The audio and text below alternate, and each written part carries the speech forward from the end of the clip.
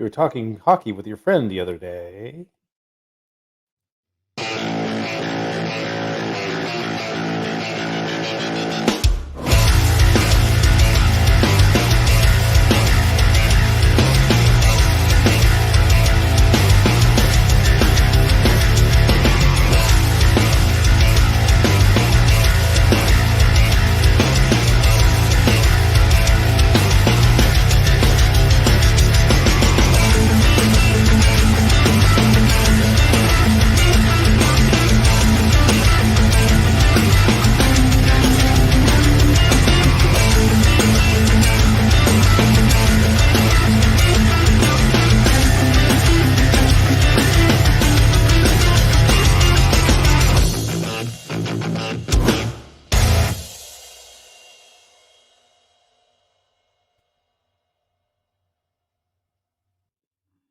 Hey, good evening, everybody. Thank you for joining us on the Thursday Night Hockey Show. We are joined, as always, by my good friend, Trevor the Redneck. Trevor. Good, and you? Not so bad. Not so bad. All right.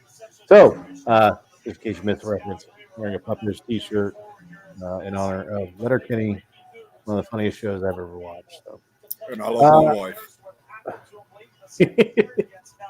Nice. I turned the hat around. I got the spit bottle. There you go. It was just a split-second decision. There you go. Yeah. All right, man. Repping some old school NHL. Yeah, look at that old school NHL logo, man. This is the real deal. This is back when the insides of hats were green. You guys remember that? You're old if you remember green bills on hats. Yeah. Yep, every one of them had a little green. The underbill was green. Why was that, Dave? I don't know. Probably because there was only one manufacturer of hats. Now we have, New Era. You have the hats. You've got this hat is Sports Specialties. It was made in Bangladesh. Bangladesh's flag is green. That perhaps could be it's propaganda. Yeah. Patriotic. There you go. Yeah, you look up and you see God. God is green. Bangladesh is God.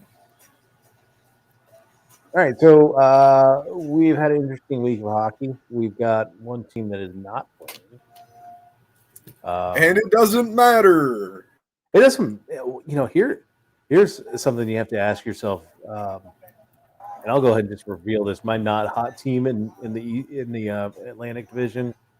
It's take your pick between Ottawa and Montreal. Ottawa for the fact that they've got 10 players on the COVID protocol and can't play, and they won't play until actually all games through the 22nd have been canceled for them. So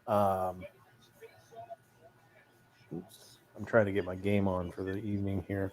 We'll go through the schedule here in a moment, but so Ottawa is out, and Montreal, even though they played like 3 more games, they're only 1 point up on Ottawa at this point for the bottom of the Atlantic Division. Both teams are just awful. Also, Caulfield got called back up. Yeah, Cole Caulfield's back up. So he spent 5 games down in Laval, AHL affiliate of the Montreal Canadiens. So he's now back in Montreal. I don't know that either one, because Laval's not doing that great this season. They're like a 500 team. The nicest part about Caulfield getting called back up or getting sent down in the first place is he could pretty much stay at home. Because Laval is literally a subway ride from Montreal. It's the same thing with Toronto. Rochester's a little bit further for the Sabres, but it's still you can be in Rochester like an hour and a half. So. Yeah, people commute. If people commute, you can commute. Yeah. One of the interesting things was with the Buffalo Sabres trade for Alex Tuck is that Alex Tuck grew up in Syracuse. Okay, Was it Syracuse? I thought it was Rochester. I thought it was actually Rochester. was Rochester. One of the two. But his Because parents he was were a neighbors. huge Americans fan. He was an Americans fan for years before he even knew the Buffalo had a team. Yeah, well, and then he was neighbors. His parents actually, their house is right next door to Tim Connolly, former Saber. So he's really excited about coming back to play for the Sabres. He is wearing number 89, which is an interesting choice because that is the number of Alexander McGillney. It's the first player to wear that number since Almo was in Buffalo. So yeah, which I don't think that's a guy that I would want to wear his number in Buffalo because, dude, that's some big skates to fill. That's it is as far as a single player and not a line goes. I would say that he's the best Buffalo Sabre of all time. And it's crazy because people don't even know his name. I mean, the team was mediocre, but it was it's been long enough and he didn't play. If he played his entire career in Buffalo, I think that would have been a much different conversation. That's anybody anywhere. Yeah, he spent a few more seasons in Buffalo. Then again, that's a conversation you can have. He had one really, really just phenomenal season, 76 goals and over 100 points. Of course, LaFontaine had over 150 points that season. With still Sabres records and probably will never be broken. No, modern equipment won't allow those to be broken. No. I mean, you'll be hard pressed to see a player get 70 goals now. If you get 70 goals, you're definitely going to be the top. But yeah, I mean, I guess I could revise that and say, I could see Connor McDavid doing it. Jesus just does whatever he wants. He has the cheat code. It's like he gets bored and plays defense sometimes. That's kind of where. Yeah. So, I mean, I think that I'm not too worried about it. He's been asked about it, and I think he is. Again, there's been enough time. McGillney played long, and he played for Toronto. So, I mean, I think that if he never played for Toronto, again, you can have that conversation. But he played for Toronto.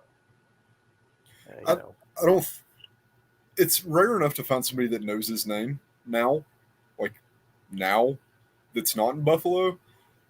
I don't think that anybody outside of us, very select few people, would even know that he went to Toronto. Mm-hmm. Because it's kind of one of those, Toronto has always had the most talented players ever. They just refuse to produce there. Unless they started there. Yeah. Like Matt Sundin, one of the greats. Left Toronto and came back. Not one of the greats now. Yeah, Toronto is a whole different beast. I mean, I kind of liken Toronto to almost like the Boston Red Sox of the NHL.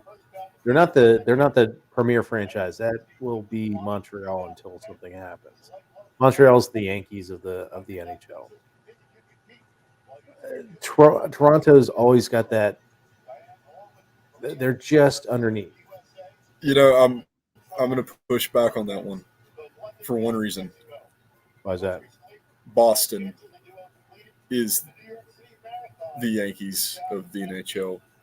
The reason is, whenever I think Yankees, I understand all the awesome, the story of the Yankees and all the World Series and stuff. But whenever you think, what is the most stereotypical hockey jersey that I can buy if I don't watch hockey? It's going to be a B-Wagon. It's a B-Wheel. I don't know that it's even but I don't think that it's jersey related. I think it's more just the panache of playing with the franchise. Montreal, you've got guys that you can go up and down the lineup and pick out a number and name 6 or 7 guys that could have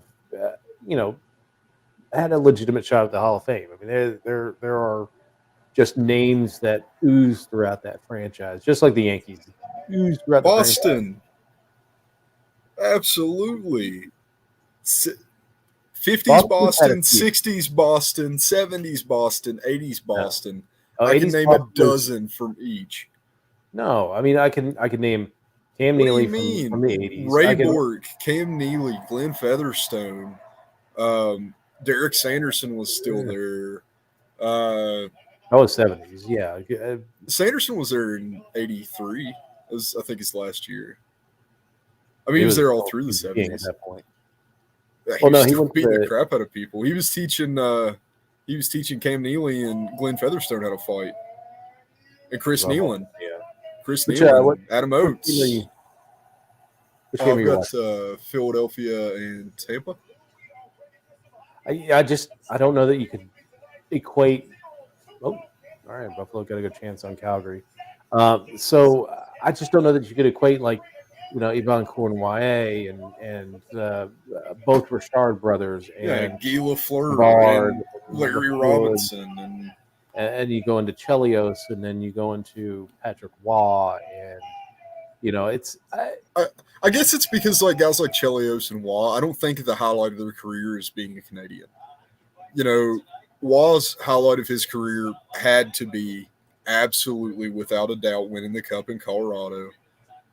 No matter what happened in Montreal, I don't think that anybody can dispute that because that was like the he had thing as many for him. cups had as many cups in Montreal as he did in Colorado. Yeah, but the Colorado Cup was different.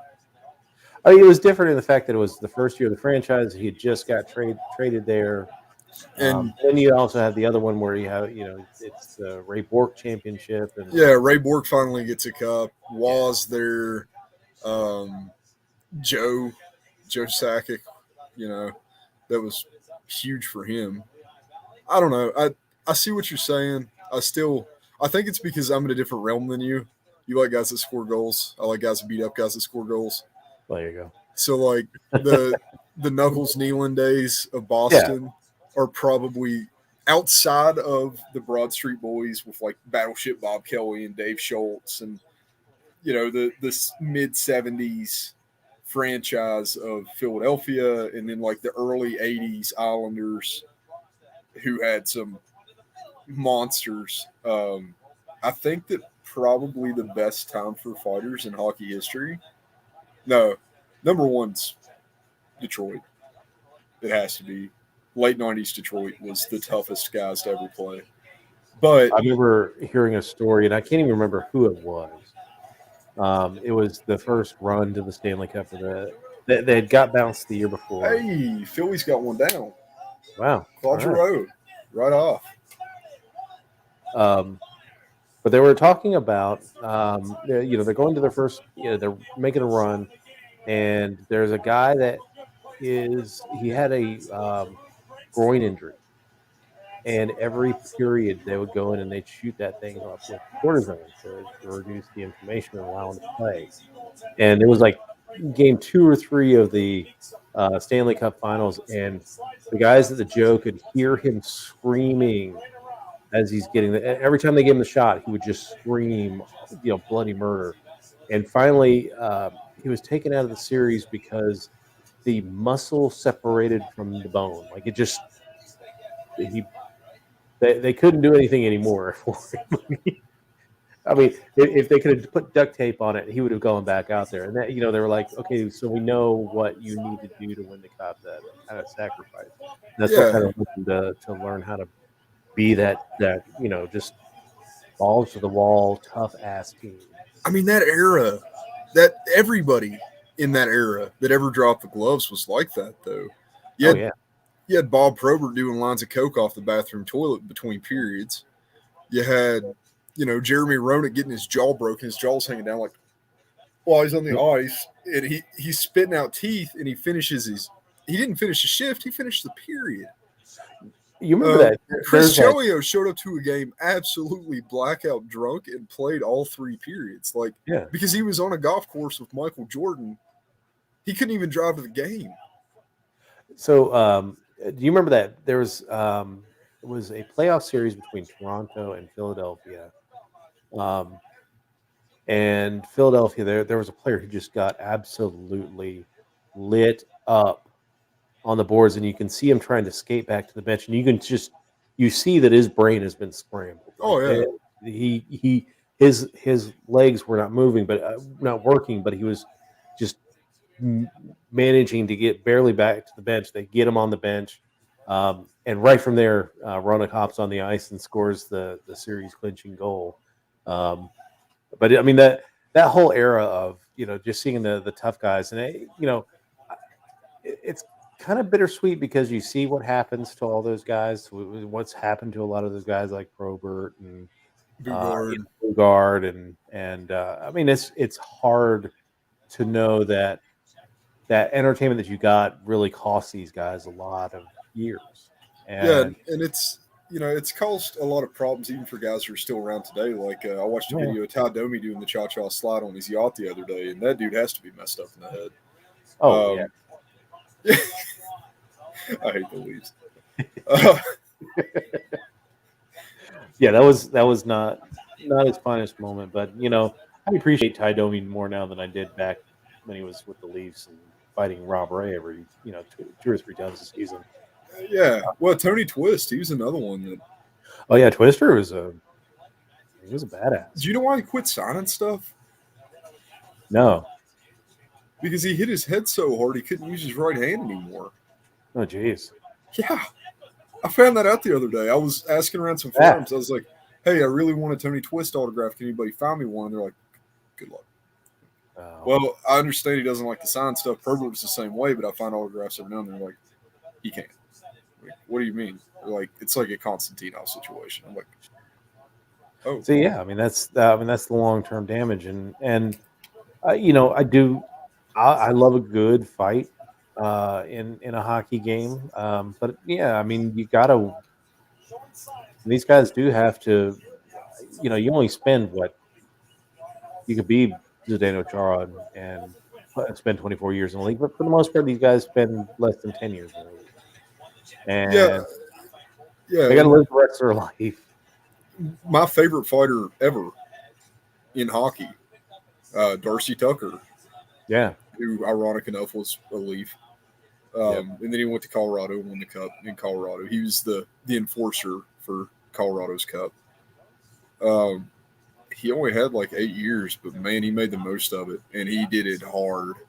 That dude was a killer. He was a hard player to play against. Yeah, that was he was a great dude. I hated watching Buffalo play him because he was just. Wasn't it Stu Grimson that had something against Buffalo in general? That could be. I think it was Stu Grimson. No, Dale Hunter. Dale Hunter. Dale Hunter hated Dale Hunter does. Yeah, he hated everybody. He was as bad as Scott Stevens, but there weren't as many televised games.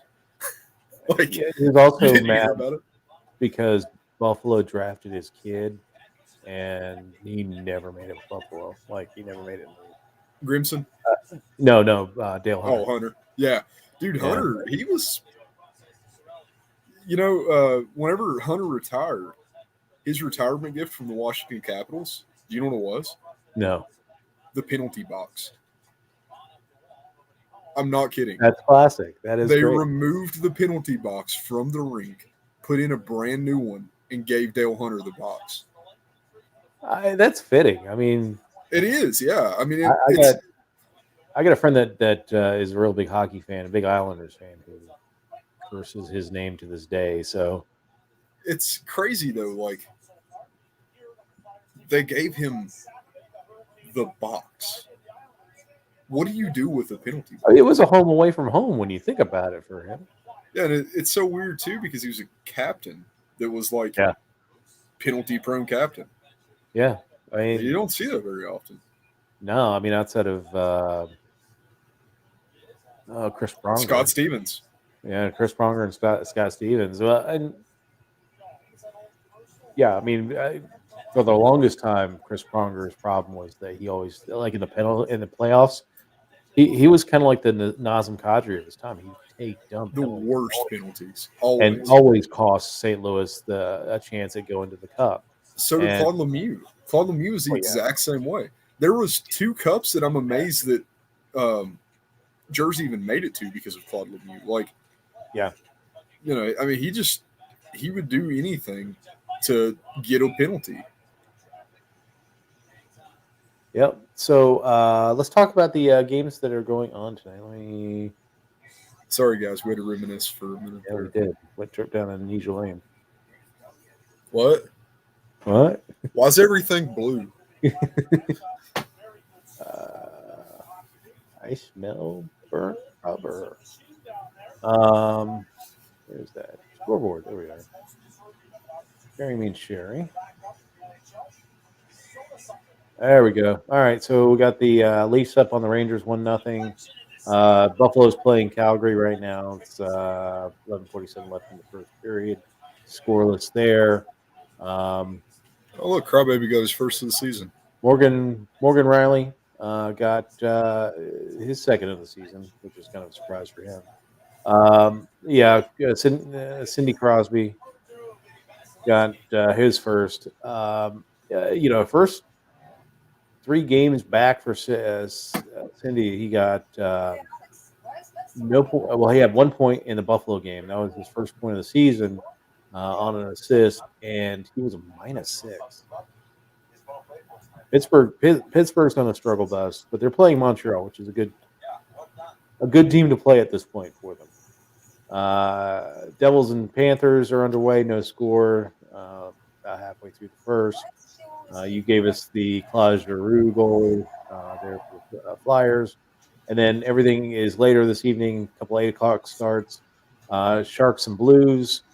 The Stars will play the Wild. Now, the interesting thing about this one is this is the first meeting of Ryan Suter since he got bought out by the Wild. So we'll see if this is a big revenge game for him. I don't think it will be. I think that he'll be happy to be out of there.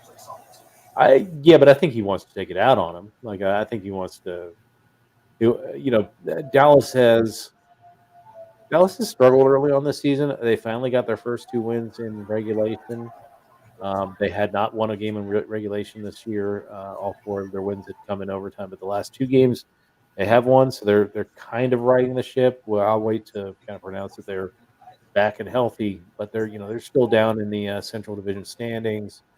The Wild are up in the Central Division standings. I think second place right now, and they will.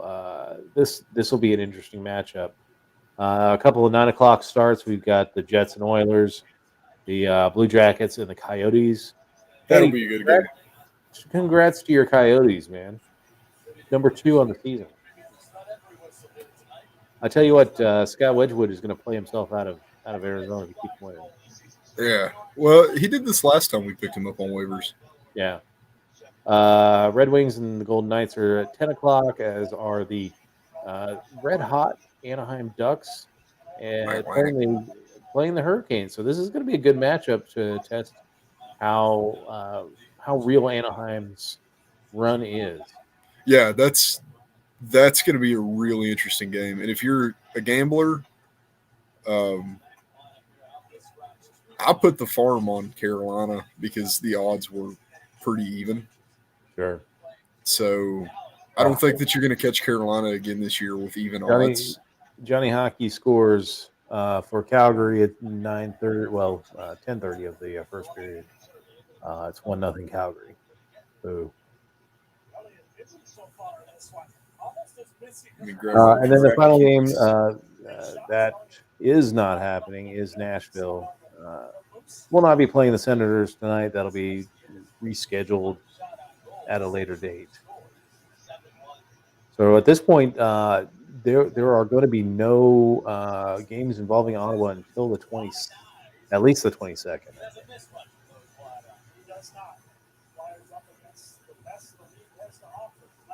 All right, so we had a couple of retirements this week. One happened today. That was Troy Brauer, former Chicago Blackhawk. Didn't he have a cup of coffee in Carolina for a while? Yeah, he hung out for a minute. Yeah. Won a cup with the Blackhawks. He retires. Good career for, he's kind of a plugger. Decent career for him. The other one was a little bit bigger, but I mean, honestly, when I got the news or saw the news, I was actually surprised because I thought he had already been gone. Yeah, I was Yeah, like, he's still. Oh, I didn't realize he was dude, still. I thought that he retired in like 15. I'm gonna be honest. Yeah, so Dion Phaneuf announced his retirement. Longtime Calgary Flame, longtime Toronto Maple Leaf, short time Ottawa Senator, and I think he played a little bit for the Kings. But he announces his retirement. Um, never. I don't think he ever played for the Cup, but never won the Cup. Dion The- Phaneuf was good because of where he was. If yeah, you're I if you're mean, the best guy in a room of losers, you're still the best guy. yeah, I mean he played well in Calgary. He was the captain of the Maple Leafs for a while. Um, I don't think it's a. I really don't think it's a Hall of Fame career. Like It's people not. were debating that. Is Dion Phaneuf a Hall of Fame? I don't think. I really don't feel like that was a Hall of Fame career. I mean, he was a good player, a good defenseman, a physical force. I just don't think that there was enough there really to say, yeah, this guy needs to be in the Hall of Fame. Um, that's that's where we're at with that. Um, it would have to be a very. He might get lucky if nobody else retires. Um, in this year. So 5 years from now, when they vote for the Hall of Fame, that he's kind of like the only name guy there that he might get in, but I just don't see it.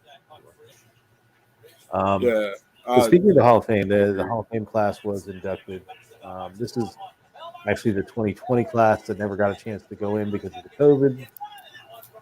Um, it was Jerome McGinley, which great. I'm glad to see Jerome Yeah, McGinley. the first prototype power forward. Yeah. Um, let's see, Doug Wilson, Kevin Lowe, Kim St. Pierre. Those were all on the playing category. Kim St. Pierre is a Canadian goalie that played for many years for Team Canada, and Smoke show. yeah, yeah. So, and then in the builders category, Ken Holland, the architect of all those fantastic Red Wing teams that won 4 cups, 5 cups. I'm sorry. Fun fact: one of these inductees was drafted by the Dallas Stars. Oh, Jordan McGinley. Yeah, I know. Jordan McGinley came over in the Joe Newendike trade Yep. to play for went to Calgary. Man, imagine him with Madonna. Oh yeah. Oh. So Jacob Markston's been playing pretty well for Calgary. Calgary's doing pretty good this season. So Buffalo have to bring a lot better game than they have so far. A couple of major injuries that have occurred in the last couple of days. Actually, three major injuries.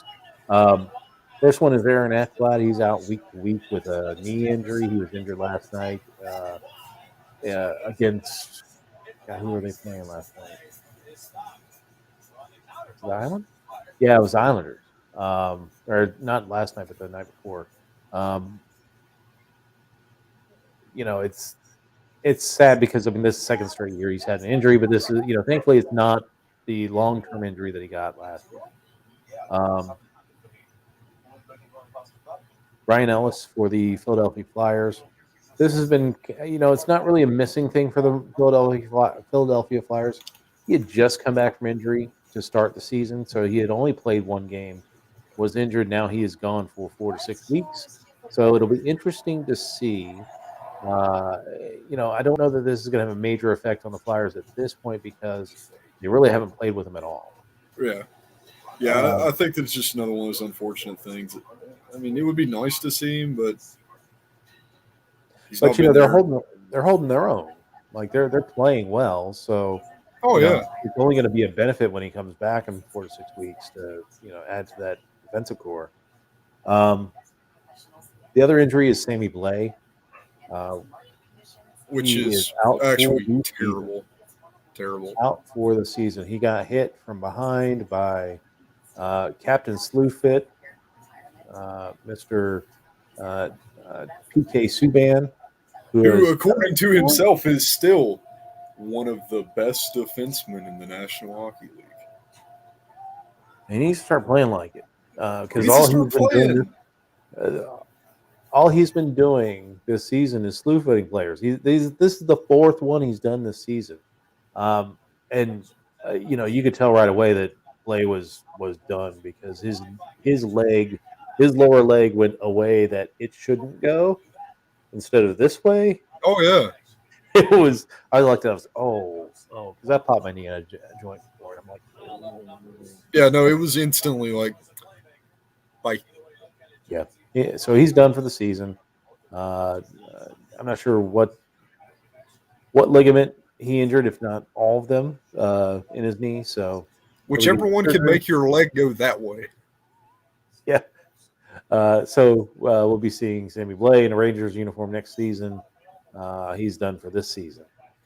Should add a little bit of spice to that Rangers Devils rivalry this season. Remember, Sammy Blais was one of those guys they brought in response to Tom Wilson wrecking Panarin last year, and got another goal. Oh, Travis Konechny, it's 2-0. Phillies up. All right. He Konechny'd. Yep. On a pass. So 2-0 there. Buffalo's actually looking pretty good so far. I told you before this game that tonight Tampa's going to lose. Yeah. Which is pretty funny because Philly looks awful too. I mean, Philly's bad. They're not Tampa level. No, they're not Tampa level, but they're playing better than they did last year. So, I mean, that's something. It's because Arizona has Ghost Bear, the curse of the Ghost Bear. So I accidentally stumbled on a recommended group on Facebook. Yeah.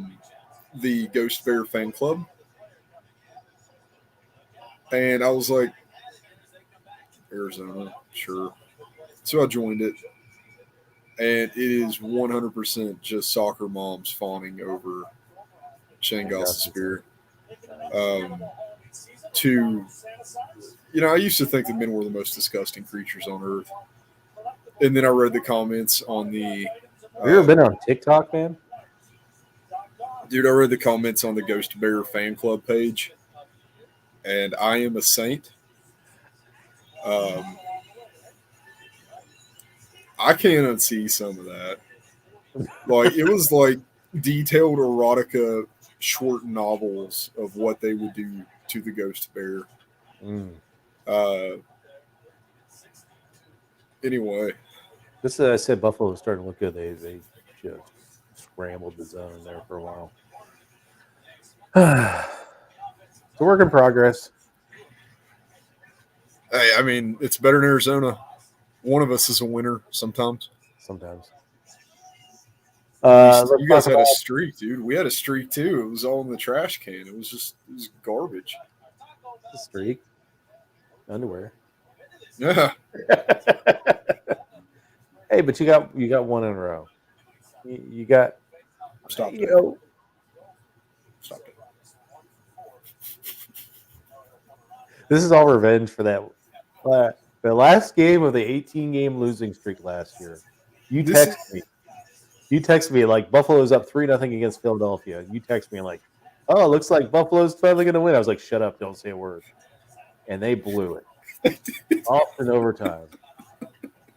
It was bad. It was a Florida comeback. It was awful. It was like Florida comeback. I was like, hey Dave. Buffalo looks pretty good, huh? Buffalo's probably going to win this game, huh? Buffalo's doing really well right now. Oh, no, wait, what happened? What's going on in Buffalo? Hey, wait, no, they're down by – wait, no, Dave. They lost in overtime. They got a point that night, but it's still tough, man. You lose 18 in a row, and you're like – But you guys aren't about to lose your team. Arizona is gone. Yeah, that's the tough thing. Here come the Houston Rattlesnakes. Buzz. You think the Rattlesnakes? No, I don't. No. There was some, 12-year-old kid in my store a few days ago, and I was wearing an Arizona hat, as I do. And he said, "Is that the Arizona hockey team?" I said, "Yeah, it is." He's like, "They're losers." Oh, man. I'm like, who told you that? He's like, ESPN. And I'm like, why are they covering hockey again, man? This kid didn't know anything about hockey. He just saw the logo. I don't get harassed when I wear my Buffalo Sabres hat. Last year, I didn't get harassed when I wore my Buffalo Sabres hat. Yeah, because nobody knows what that logo is. I'm in Pittsburgh territory. Oh, Caps and Pittsburgh territory. Dude, I get Pittsburgh fans in the store all the time, and they look at my wall of hockey. I have 400 feet of signed hockey pictures hanging up in my store. And they look at my wall of hockey, and they're like, you don't have anybody from Pittsburgh. I'm like, yeah, I did that on purpose. They're like, oh, do you keep those at home? I'm like, no, I just don't buy them in the first place. Yeah. I think the only tough guy that Pittsburgh ever had was Paul Coffey. Wow, that's right. Insane. Who else? Who else would it be? Rick Tocchet. They had Rick Tocchet for a minute, but he didn't fight in Pittsburgh. That's a weird thing. I think that Pittsburgh just has a natural version of fighting. Who is it? Kevin. He got busted for smoking crack. Wasn't McLean, was it? No. Because that kind of sounds like Kevin McLean. No. Did you ever see his ass? It happened in St. Louis, which makes perfect sense for St. Louis. So when he smokes crack in St. Louis? That doesn't sound like Missouri. Like half the buildings are built with crack in St. Louis.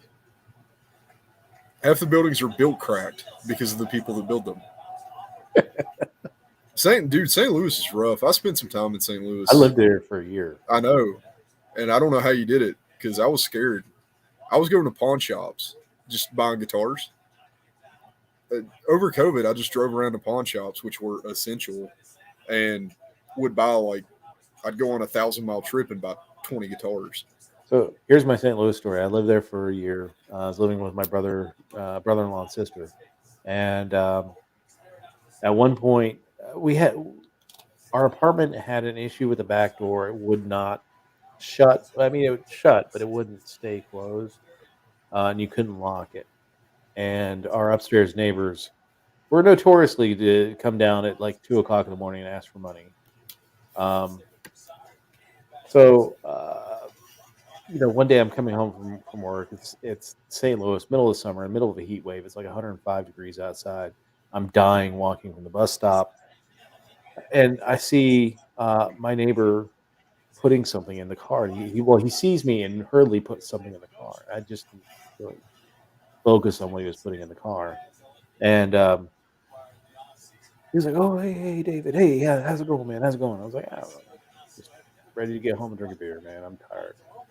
He goes, all right, well, enjoy, man. So I go to my house, and it's been broken into. It's quite obvious it's been broken into, but it was the stupidest stuff that he stole.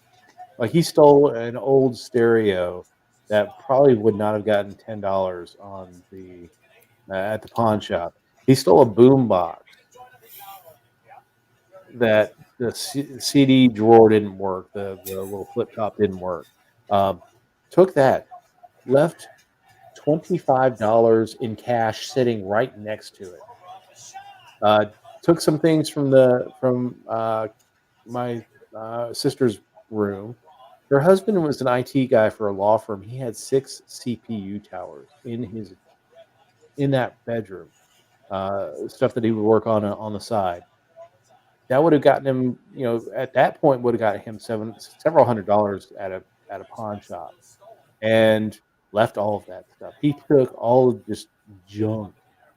Maybe he was a good crackhead. He's like, they don't need this. They're not going to miss this thing. Well, he stole our remote. That was the thing that pissed me off the most. Is it universal remote at least? He didn't steal the TV. He stole the remote. I swear, man. Crackheads. But yeah, it was St. Louis was an interesting time in my life. So I'm in St. Louis. I don't know the parts of St. Louis. I just know where I get off the interstate and where I get on. Because I used to travel back and forth between Beckley, West Virginia, and Springfield, Missouri. where Right. I was, my ex moved out there and we were still kind of together. It was a weird thing. And I was working out there sometimes and I was working here. I don't know, man. So Springfield's 4 hours from St. Louis, and I had it timed perfectly to where I would stop 3 times on this 16-hour drive. I'd stop once as soon as I hit Kentucky or the Kentucky-Indiana border, and then I would stop right after I got into Missouri, and then I would stop in St. Louis, and then I was in Springfield.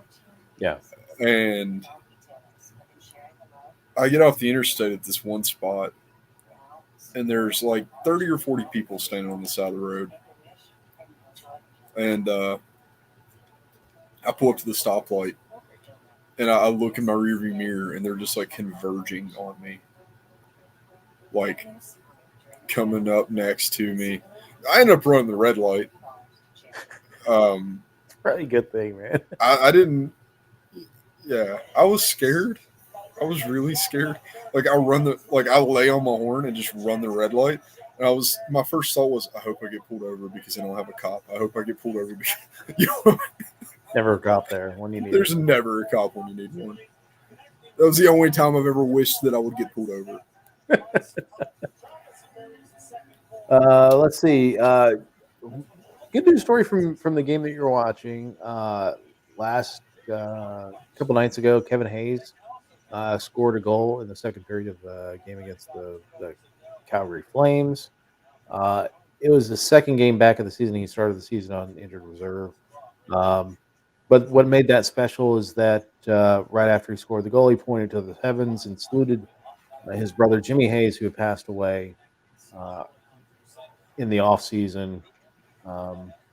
Later turned out to be, I guess, fentanyl was what got Jimmy Hayes. Cocaine cut with fentanyl. Yeah. Just remember, kids, these guys have millions of dollars and they still get fentanyl. You will too. Yeah. Yeah. Stick with weed. It was the day after his daughter's birthday too. Yeah. Or no, the day of. The day of his, yeah. That's awful. But good, kind of a good feel good moment that he honored his brother and got the first goal in his second game back and was able to do that. So it's so sad too because Jimmy. Did you ever listen to any of his interviews or anything? Well, he does. He did a podcast, didn't he? He did Spit and Chicklets frequently. Yeah, and he would have been one of the best play-by-plays. He was an entertaining guy and kind of a heart and soul guy. I mean, when news spread around, did you see what happened when they did the funeral where the kids held up their sticks as the hearse drove by? No, but I probably would have teared up. Yeah, I mean it was very emotional. Heart and soul guy. He gave a lot back to the community. A lot, like all the kids there in the neighborhood were playing hockey essentially because of the Hayes family and Kevin and Jimmy taking care of that neighborhood and getting. Yeah, I mean Jimmy sent kids to college. Yeah, that's what kind of guy he was. He was if he saw potential in a kid to play in college and they didn't get a scholarship, they got a scholarship. Yeah. So they're, in 5 or 10 years, you're going to see guys in the NHL that are in the NHL because Jimmy sent them to college to play hockey. There's so many of them. It has to happen with 1 or 2. It's just sad that,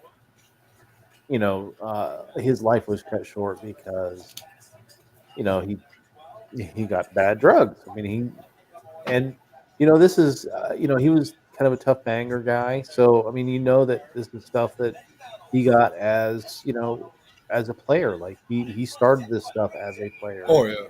To deal with the day-to-day grind of being a tough player in the NHL. He had a lot of issues that he would openly talk about. Yeah. He made a lot of jokes about drug use that were it wasn't even a cry for help. If you listen to some of his interviews, it's just yeah, I like drugs. I do a lot of drugs. And it's really sad that that's what took him out because such a legacy to leave behind was such a awful way to leave it. and way too. I mean, way too early, way too young. He's like 32. I mean, he He was young. legitimately could still be playing. Like Yeah. yeah. I mean, he didn't play that long in the league, but he played long enough. Well, he played in the AHL forever. You He know, played in the AHL for so long because they tried to call him up, and he didn't want to leave the team that he was with. But let's see. All right, let's talk about our hot. And did we get everything? We got Cole Caulfield up. Oh, Islanders opening UBS Arena this weekend against Island the boys. Island boy. I'm an island boy. Got my vest on, yeah. But yeah, they're starting, which it couldn't come soon enough for the Islanders, man. I honestly thought that they were just going to stay at the Barclays Center forever. Like, I thought that they just magically laid claims to Barclay, and that's where they play now. And then somebody's like, yeah, the Islanders are dropping their new arena. I'm like, well, was it the Barclay? They didn't. No, Barclay was so bad for them. Like, it was awful. Center was not built to host NHL hockey. No, and there's obstructed seats there. So they went back to Nassau for the last couple seasons, which is an absolute dump. Lots of history, lots of I know a lot of Islander fans who love Nassau just because of the history there. Yeah, I mean, whenever they tear it down, I will buy a brick. Yeah, I got a book from the Odd. I got a brick that signed by Lindy Ruff, signed by Darcy Regier, Harry Neal, and I think Rich Henneret. I was looking for a brick from Joe Louis, and because I like fights, that's Fight Night with Joe. That's Joe. That's what Joe did. Yep. Instead, I got a seat back signed by Darren McCarthy. Nice. I'm worried about that brick because I don't know what kind of asbestos and mold is on. I don't know because the Odd stood for years after it was closed. I mean, they only plus it smells like buffalo. Buffalo wings. I mean, that's always a benefit. So, you can only get so much mold on your blue cheese. So, if you ever smell ranch in the middle of the night, it's just Gilbert Perrott getting up for a snack. Oh no, there's no ranch in Buffalo. Ranch is forbidden. You can only do blue cheese. It's just blue cheese. Yep. So let's talk about our hot and not teams in the Metro Division. Let me bring up the NHL standings.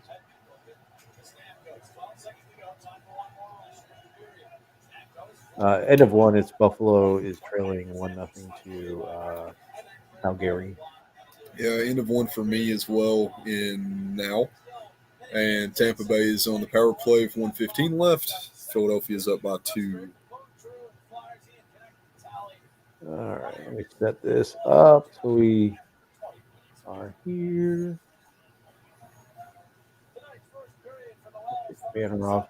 Again, if you're watching and want to ask a question or anything like that, feel free to drop us a line. We'll be happy to discuss it on the air and let you know what we think. All right, so NHL standings. Let's talk about the Metro Division. Who do you have as your hot in that division? Alex Ovechkin. Yeah. The reason being not because he's on a hot streak, because he's always on a hot streak. Yeah. But because he has shown it's far enough into the season now that he has made it evident that he is not slowing down, which every year since like 2014, the first 10 games of the season, I just watched to see if Ovi's going to slow down. Because eventually there's going to be a year where Ovi does slow down and you don't really know when it's going to hit. Yeah. You can't really argue with the guy. Yeah, I mean, he's a stud. I mean, he's a monster. Yeah. You touch that. You can't. How many? I mean, he could, if he, let's say he pulls a Chelios and plays till he's like 46. Yeah, or a Howl. Yeah. Which Russian machine never breaks. He is capable. Yeah, very capable. I mean, I know that once he leaves Washington, he's going to go to the KHL and play a handful of seasons. Yeah, he's going to yard her out. But Yeah. the only thing that is going to stop Ovi is if he gets bored, which sounds dumb, but he doesn't need the money. I don't think that he cares about the record. I really don't. I think that he wants to get to number 2, but I don't think that he wants to pass Gretzky. Oh, I do. I think he wants to pass Gretzky, and I think he wants to. I would not be surprised if his ultimate goal is to get 1,000 goals. Now, which is mind blowing because you think, let's say he gets to 892, passes Gretzky. At his current rate, that's like 2 seasons that he's got to go.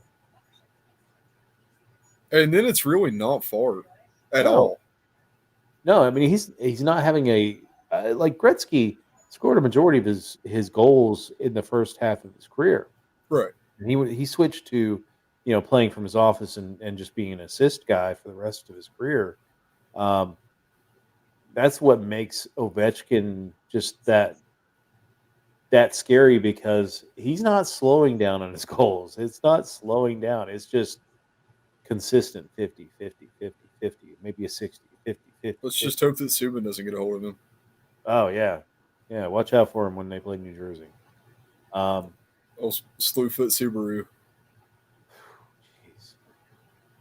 Jeez. So my hot for the Metro, Hurricanes are motoring along, man. They're just they keep on keeping on. They've only got 2 losses on the season.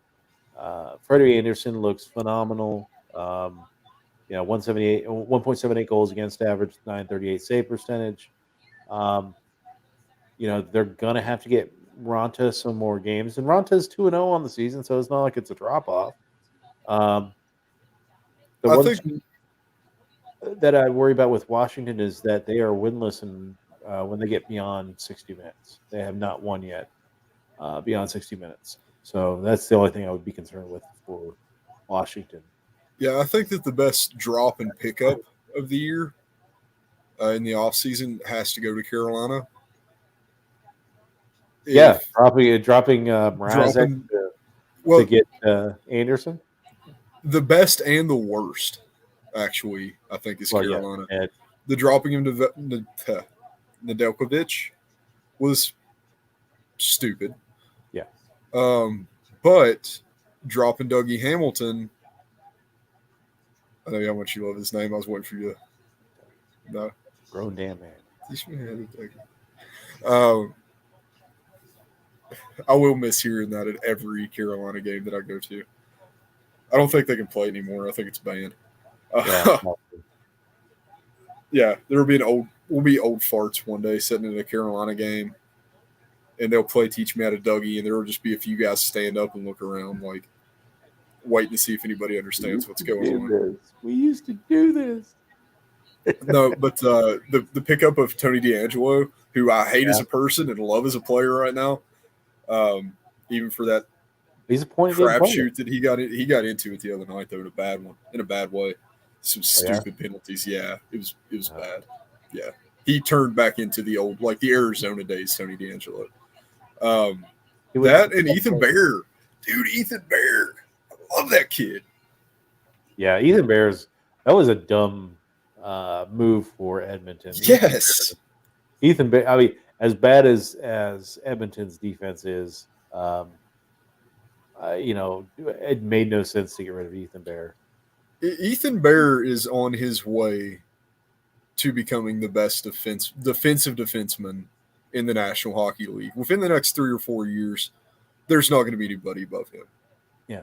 If he stays healthy and stays consistent like he is right now, Ethan Bear will be a household name for stay-at-home defenseman. Yeah. So who do you got as not in the Metro? Subban. Yeah. If this was the only incident of the season, PK Subban is still not having a great season to begin with. That it is his 4th incident this season, and he's having a substandard season. That, he's really just, he's existing right now on his name recognition from the fact that he had some really good years in Montreal, some okay years in Nashville, but hasn't done anything since like the last couple of years, last year in Nashville, and the first couple of years that he's been in New Jersey. Yeah, I mean, he's all risk and no reward. Yeah, And and it honestly, I seems think that like the game is past him.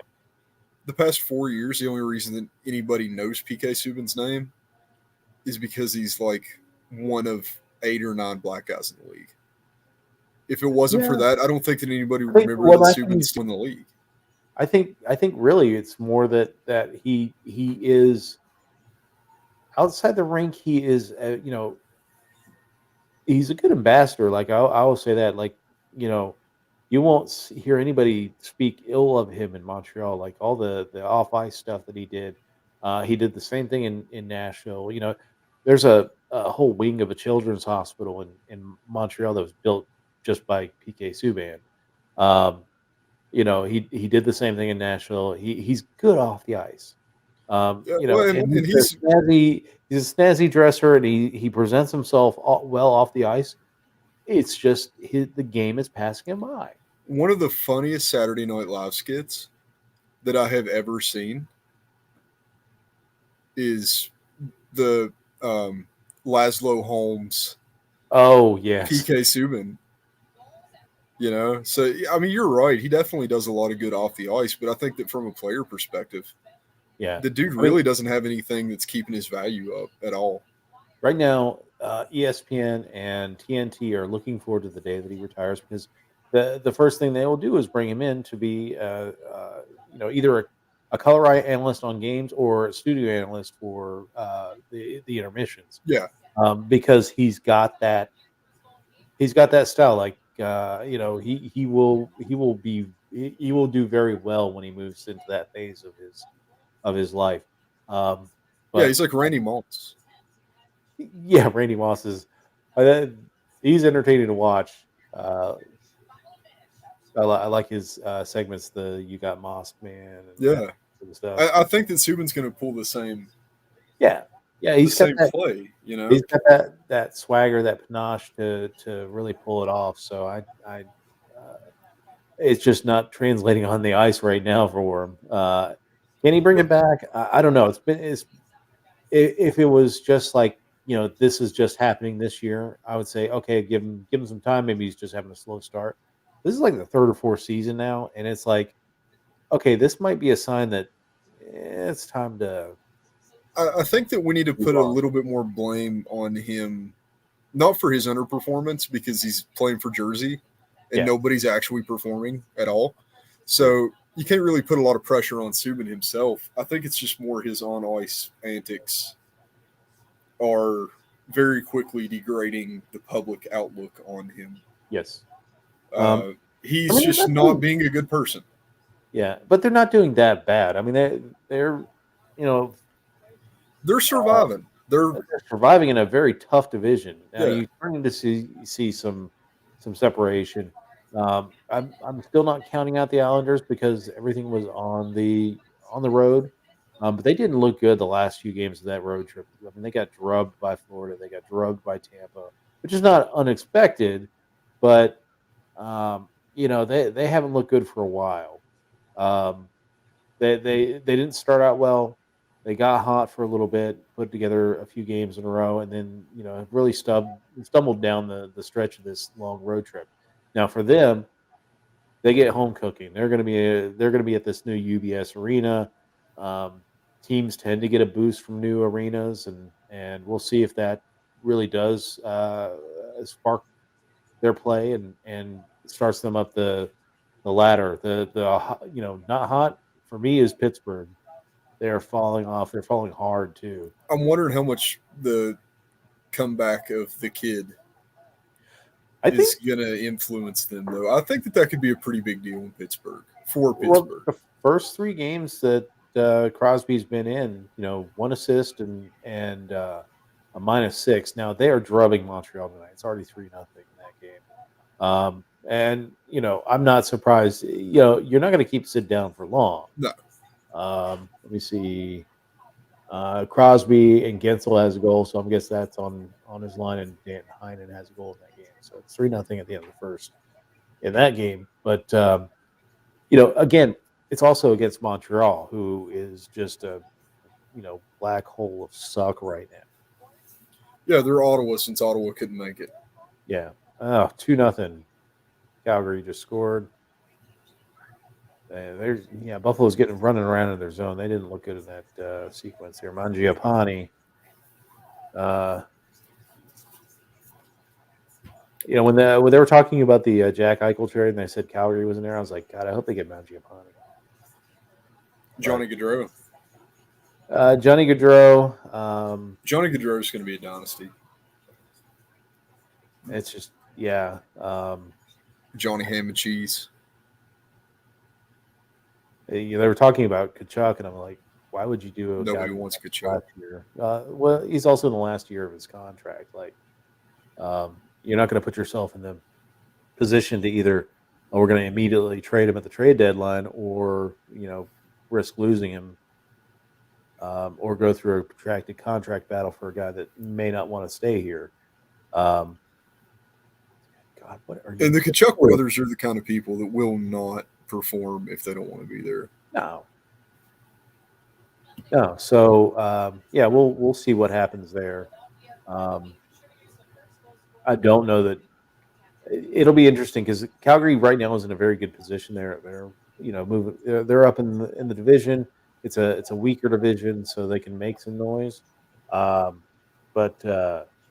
if it gets down to it, and Calgary falls off, then you could see a situation where Chuck gets traded at the deadline. Now he's an RFA, but again, it's still a situation where he's very close to getting to that UFA period. So he's not going to, if he's not happy in a place, he's not going to sign long term. Yeah. He'll sign a bridge and just be gone in a couple seasons. So so like I said, Pittsburgh in this division is my not.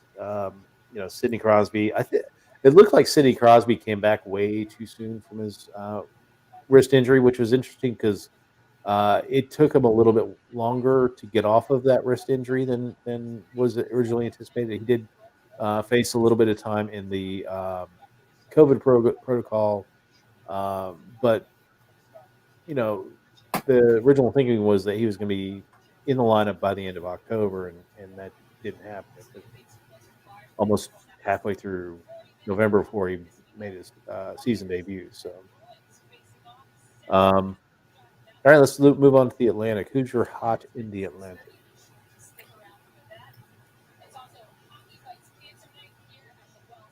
Don't say Toronto. Don't say Toronto. Don't say Toronto.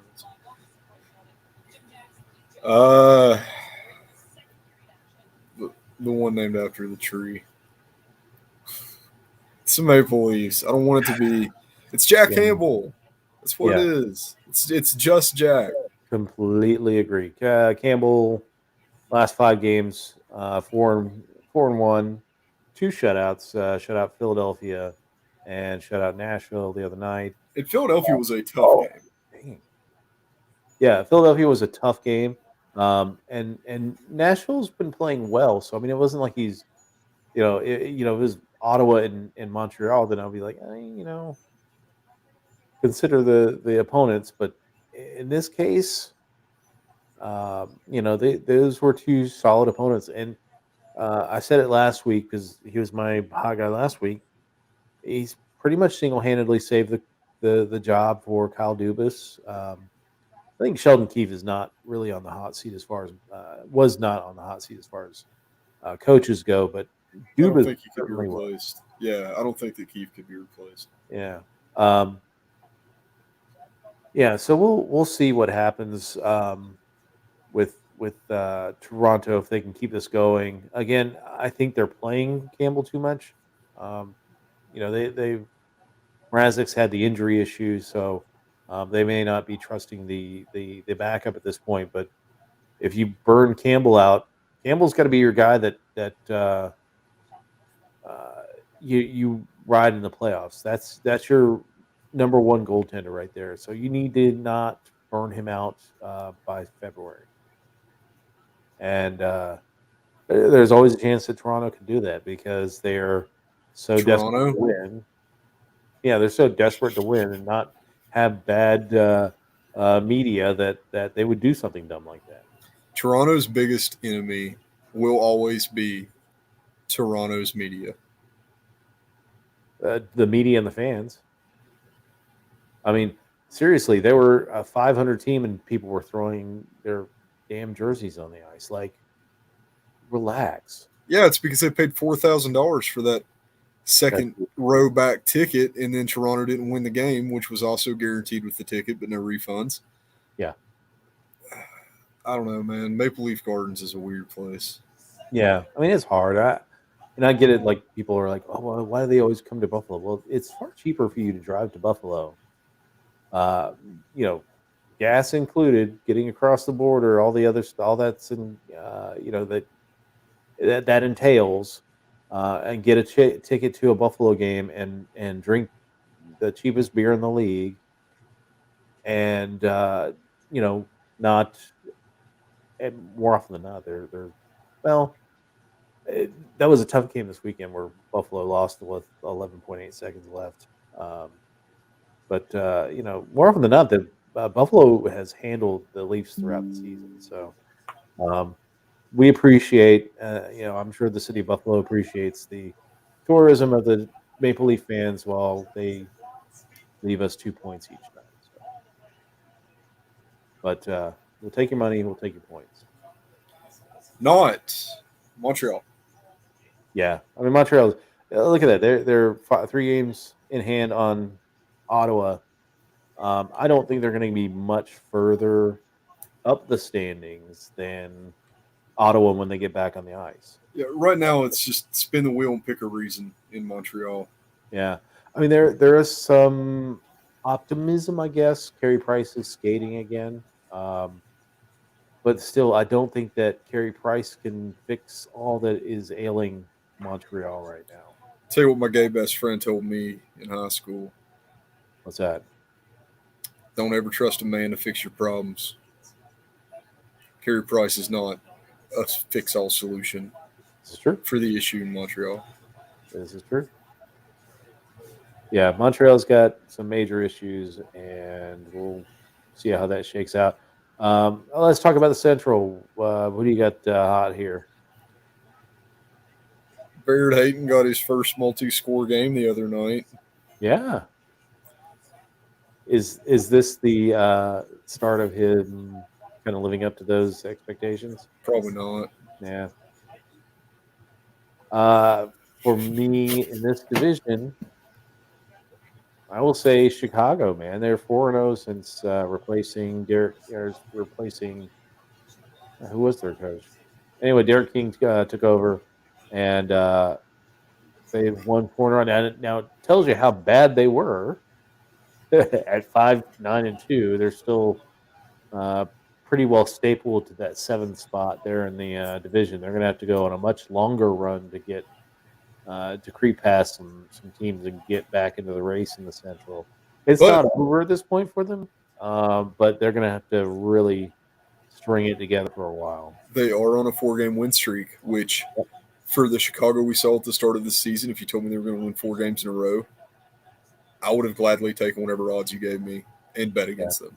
So, I mean, that's definitely a good one. St. Louis looks fantastic. St. Louis is But climbing. they're falling off a little bit. That's actually my not hot team in this division. Is that St. Louis has dropped 3 in a row, and they're not looking too hot at this point. They're falling off, but I'm not worried about it, if that makes sense.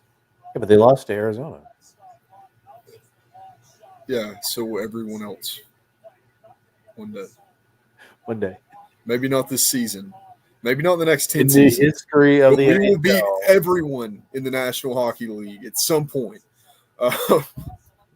There you go. And probably a few that aren't, especially if you bring on the Pee Wees. Oh my god. Let's see. All right, let's go to the Pacific. Who you got hot? I'm not going to say Anaheim as bad as I want to. I'm going to go with Edmonton, but not for the reason you think. Guy that is severely underrated for Edmonton, even though he is first line, is Harvey. Oh yeah. He looks really tough right now. He's been playing some really solid hockey. When actually one of the players on the team that I noticed the most when they played Buffalo was Kayla Yamamoto. Yeah, Yamamoto's another one that's He's very motoring underrated. around, man. Yeah, And I always thought of Yamamoto as just this kind of little small guy that kid can bang. yeah. He put some weight on it. He can bang now. It would be really hard to be on Edmonton right now because of who else is on Edmonton. Well, as a forward, defense, Yeah, well, yeah, yeah. As a defenseman, you can kind of just take it, but yeah. like he's good, especially where he is. Uh-huh. He's kind of playing the unsung hero. Hey, Tampa finally got one. There we go. 1-2. 1-2 Tampa. Um, Andrew Mangiapane has 10 goals, tied for most in the NHL. Or road goals. it's pretty crazy. Yeah. My not the obvious pick. The team that just can't seem to get it together. The 4-month-old. Well, the Kraken? You go on the Kraken, huh? Dude, I do like the Kraken. That's the problem. I want to like the Kraken. I like the Kraken. I'm not gonna bomb them too hard as an expansion team. I'm going to bomb them too hard. Look at the rest of the expansion teams. Everybody else figured it out. Well, I think everyone's expectations are set because of what Vegas did. Yeah, because Vegas drafted right. It's their fault. It is their fault. I know that there's some kind of play in there. I don't know what it was, but there was some kind of play in there. Yeah, it just wasn't a good one. Yeah, and maybe it is. Maybe it is to build through the draft and build through younger players rather than kind of going the way Vegas is going. Maybe they're looking at what Vegas did and say, we don't want to be a third-year team in cap hell because we decided to spend a bunch of money. Now, they did do some dumb things, like the contracts for Grubauer and Drieger were way too big. They're not. Grubauer, who's become the new Bobrovsky. You know what? The thing is that Grubauer didn't. He had a good season in Colorado last year. He didn't have the resume that Bobrovsky did. He was a starting goaltender in Washington. Washington, yeah. He stood up for a cup in the playoffs, and then he just complete. That Stanley you look Cup at the past 10 did years. A goalie that's won a cup is few and far between. Well, he technically did win a cup. He was on the cup team for Washington. But the thing is, he started the first two games of that series and lost both of them. There's a good chance that he could have, if they stuck with Grubauer, that series, they would have lost that series, and all of a sudden, Washington never gets that Stanley Cup. No, we don't get that tremendous Ovechkin celebration. So, they dealt him pretty quickly after the Cup celebration because they had some contract issues in Washington. They had to get Tom Wilson paid. They had to get a few other players paid. Yeah, I know your favorite player, but Grubauer benefited from the fact that he had just an all-star team in front of him last year. And I think both franchises are suffering because, what replaced Grubauer in Colorado was not any good either. Kemper has been pedestrian at best. And he's an up and down dude. He did the same thing in Arizona. He's going to pop off one of these nights and be the best goalie in the league for like a week, and then he's going to go back to normal. Yeah, Colorado's doing all right now. They're doing better than they were. They're plus points percentage at this point, so that's an improvement over the first few weeks of the season. But for me in this division, I gotta say Anaheim just because it is at 8 games right now. I watched them play against Washington the other night. They look really good. Um, Dude, Trevor Zegras looks fantastic. he does, but I think kudos to John Gibson who's playing out of his mind right now. And again, I always say just how long will it last for him because he does have that injury history. Yeah, I honestly thought that Tom Gibson or John Gibson retired whenever Miller retired. Oh no, that's Ryan Miller retired, right off into the sunset. I just um, And he actually retired as the American. best American goalie, which is not. I wasn't around for his early years much, Oh so man, he was phenomenal. He made a save right before he left Buffalo, right before he got traded to St. Louis. it was like a save of the year save. Yeah, it was. We were at Capital One Center watching the Caps and Sabers, and Ovechkin is alone in the slot. Got a pass, and it was like a minute left in the game, and Miller just comes over and he gets it with his blocker, and no rebound whatsoever. Just everybody in the all the Caps fans are up in the air, just about ready Yeah, to celebrate, and everybody just drops like, what the how did that not go in? yeah, it was basically a penalty shot. I know Yeah, the I mean play that you're talking about. I've seen that video. he was such a stud for the years he was in Buffalo. He never recaptured that after he left Buffalo.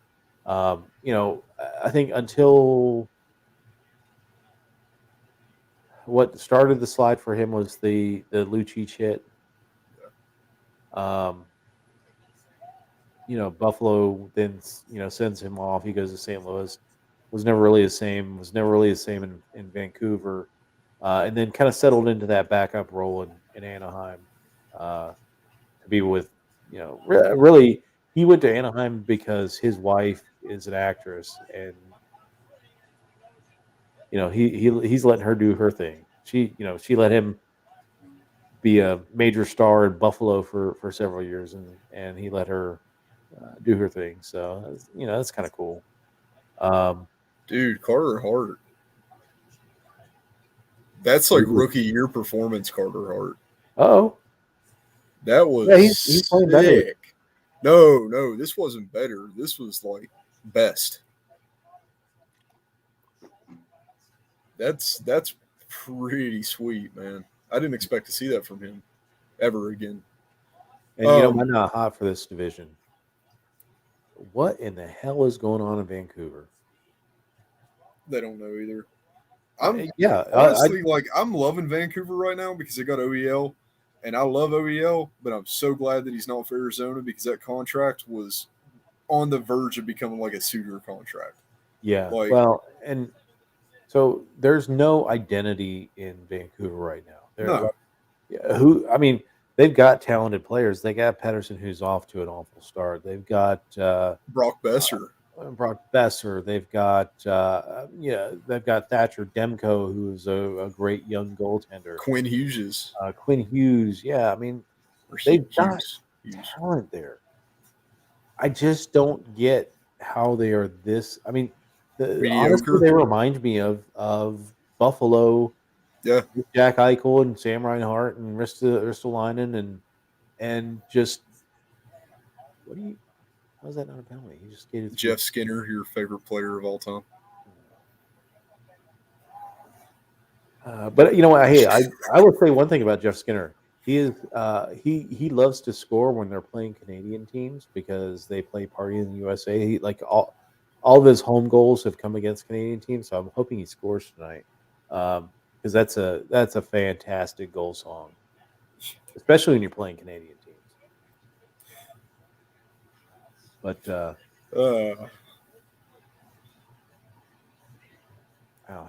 jeez.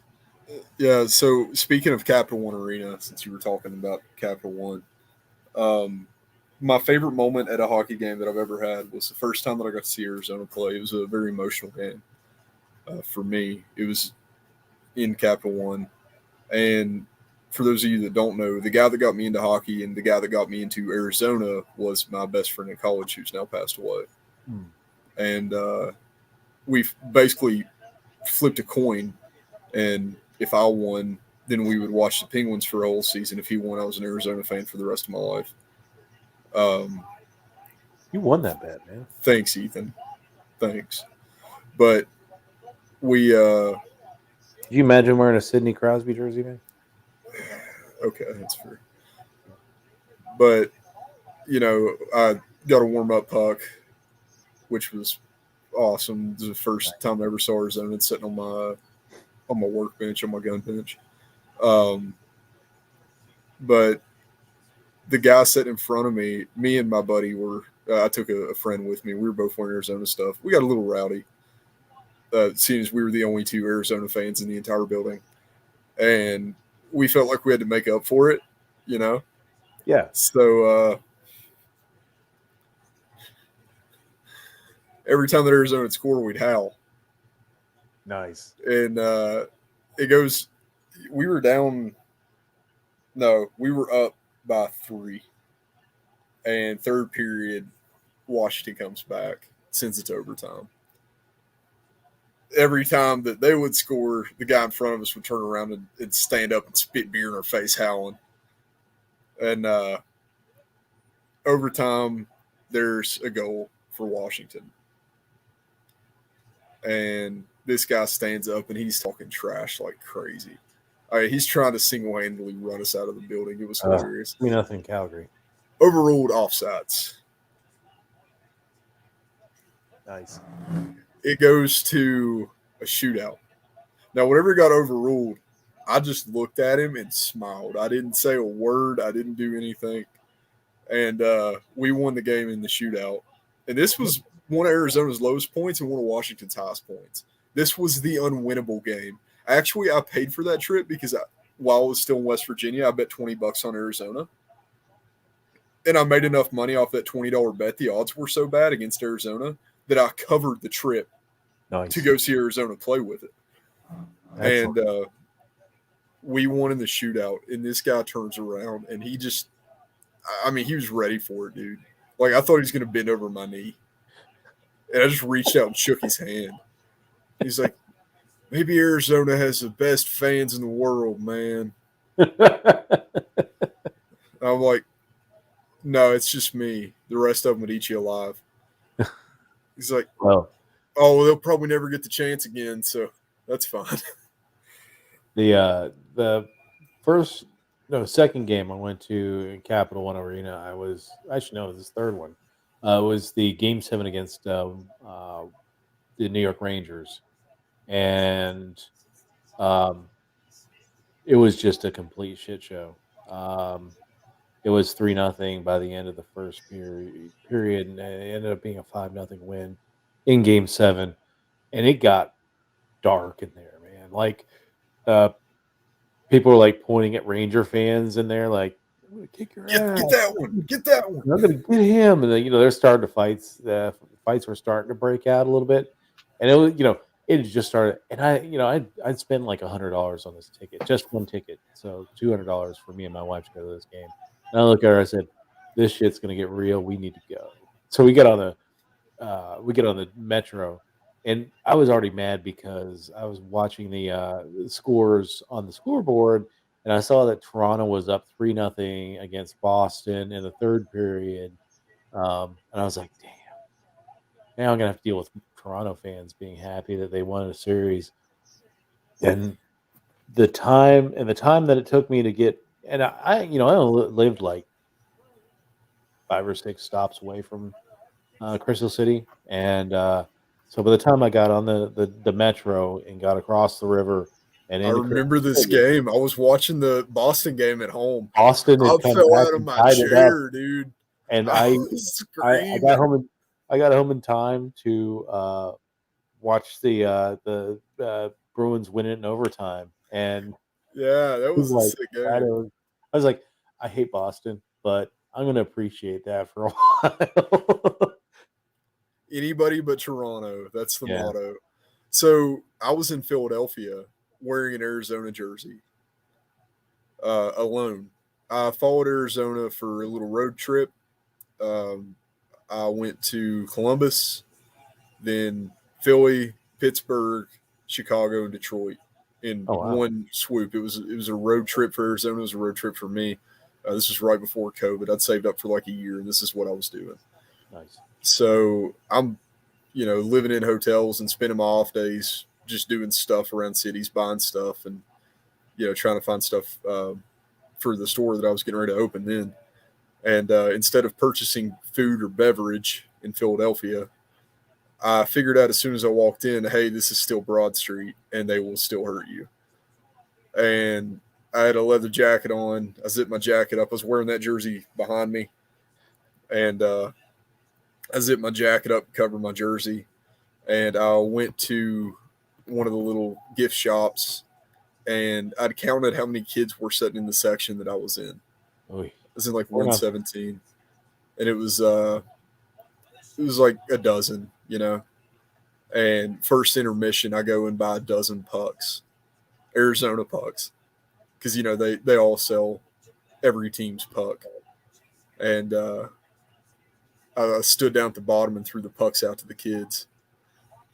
And I got on the jumbotron and I had my jacket zipped up, and they put me on the jumbotron. I just turned around and unzipped my jacket and pulled the coyote out, and we won that game in a 2-0 shutout.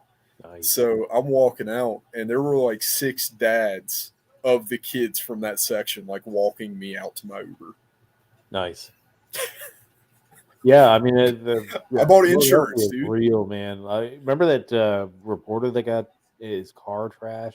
Yeah. Montreal reporter got his car trashed while he was inside the building writing his story. Boy, this Yeah. game is getting ugly. It's 4-0 4-0 Calgary. Matthew Tkachuk just scored, and right off the face-off after the goal, Anders Bjork high sticks a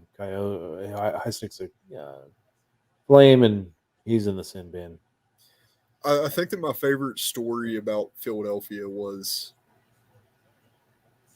it might have been Briere. I don't know, one of the best guys to ever play for Philadelphia. No, it was a goalie. It wasn't Hextall. Tugnut, no. Who's the other? Kelly? Rudy? Hey, Rudy didn't play for him. No. Brian Elliott. Anyway, one of the best goalies to ever play for Philadelphia. He's walking out. He went out of the dressing room, and for some reason, they had a thing over the tunnel where people could stand and watch the players walk out of the dressing room. Yeah. And he's changed and he's walking out, and there's a janitor standing up on this thing, and he looks down at him, and he just won a game like 4-1 against whatever the best team in the league was at the time. I don't exactly remember the story. And the janitor goes, "Hey, you suck." And he says, "I just won." He says, "Yeah, but you let one in, get better." It was like 40-some shots, man. And he ate all of them except for one, and this janitor's just eating him alive on the way out. Philly's wild. Of course, my favorite Philly story is the drunk fan at a Phillies game was cursing loudly, and which not surprising. Drunk baseball fan from Pennsylvania? Cursing? Cursing? Well, the guy was there with his young daughter. She was like maybe 12, I want to say. And he turns around and goes, "Hey, man, my kid's sitting right here. Can you not curse?" So this happens a couple times, and so he gets an usher, and the usher tells him, like, "If you continue to do this, we're going to kick you out." And so to get revenge, this dude starts putting his fingers down his mouth, and he causes himself to vomit. He's like, "I think I'm gonna be sick," and he vomits on the kid, throws up on the kid.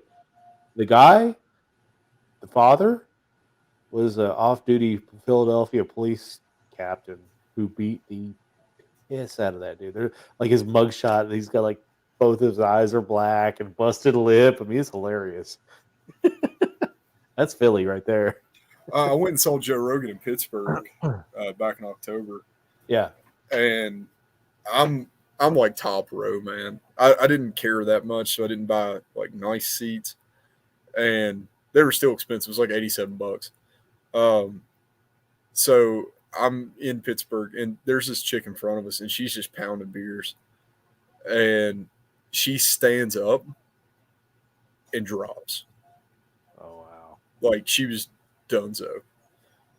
So an usher runs down, and he has like a flashing light on his hat, and he like slaps his hat, and the light turns on and starts flashing. And the next thing you know, there's like a cop standing down there. This chick gets up and just nails the cop in the mouth. Is a female cop. Wow. Hauls off. The cop hit her so hard we thought she was going to go over the railing. Yeah. Joe Rogan stopped the show. Wow. It was funny. Jesus. Yeah. That's Philadelphia, man. Oh, that's Pittsburgh. Oh, that was Pittsburgh. Okay. She's probably from Philly. She's going to Pitt. The closest I ever came to getting into a fight was St. Louis. Really? First ever NHL game, see in Buffalo. It was a tie. It was before the shootout, and so Hasek was playing. It was a 2-2 tie. It ended, and this, hey bro was sitting behind me, and hadn't said anything to me the whole game, and I wasn't like being an obnoxious fan. I was just happy to see Buffalo play an NHL hockey game. I was just there by myself, and I get up after the game. I turn around. He's like, "Yeah, you want to fucking go, man?" I'm like, "It was a tie, dude."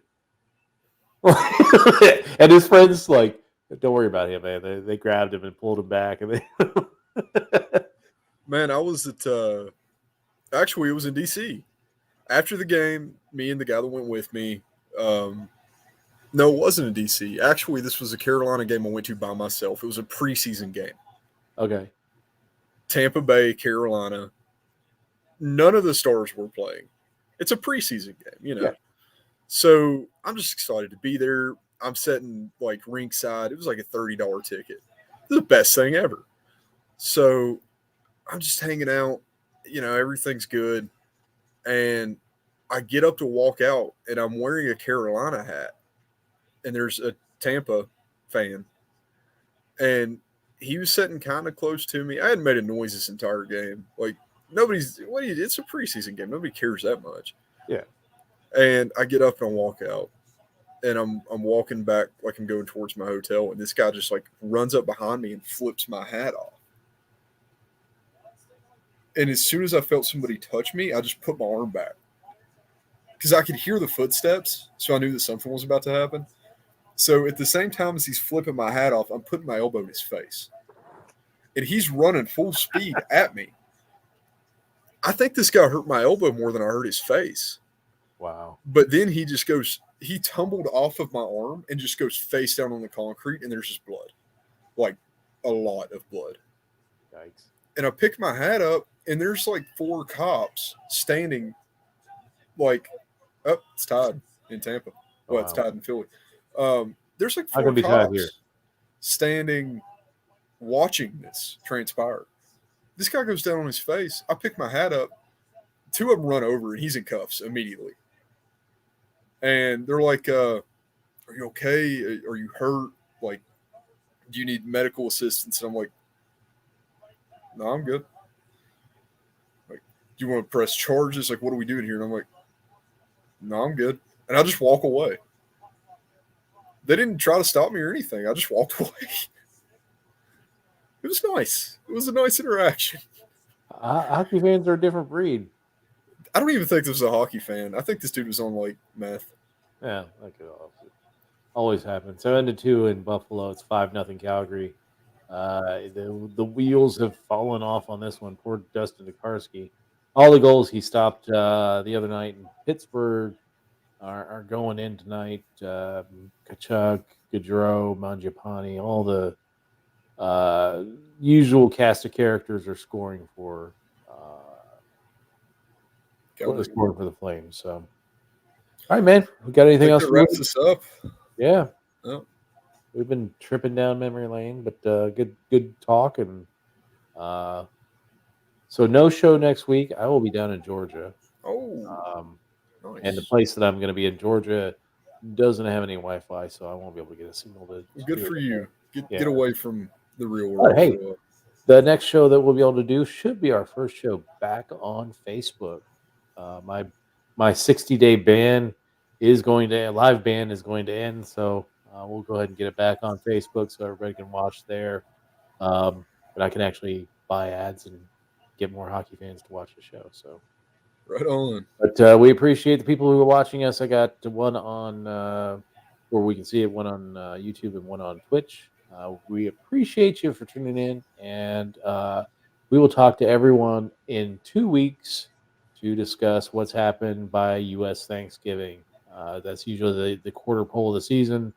Will there be coaches fired? Who's in playoff position? Um, and the like. So, anyway, we'll talk to everyone next week. Thanks for tuning in and enjoy.